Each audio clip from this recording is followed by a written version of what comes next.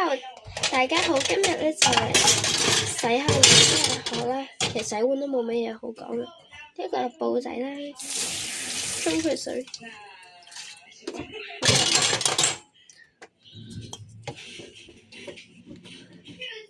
啲洗潔精，啱啱好影到，唔緊要。跟住咧就係咁樣捽，捽到有泡嗰陣咧就可以噶啦。其實唔需要好多泡嘅，你咪好似咁樣啲，有啲拎面都可以噶啦。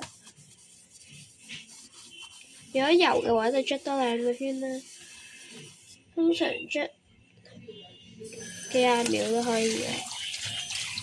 我中意開細水啲，同埋如果你洗碗可以戴個手套，因為驚整唔靚我哋靚嘅手勢啊嘛。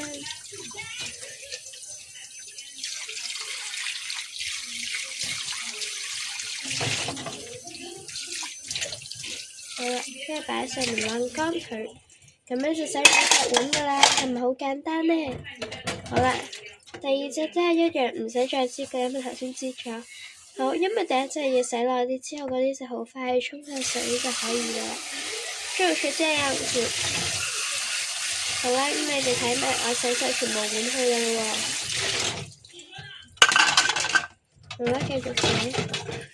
碟就最易洗，咁樣捽。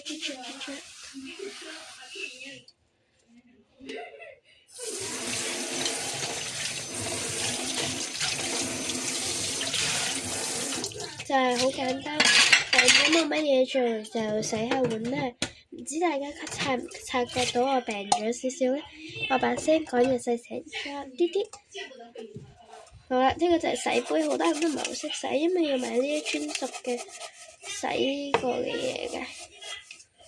我鏡頭都濕濕地啦，已經。唔緊要，洗一睇唔知有冇壞。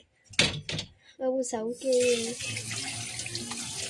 呢個係頭先飲完奶嚟嘅，所以飲奶嘅話咧，就要沖多幾次水，同埋要即刻浸住水，唔係因為好凝固嘅。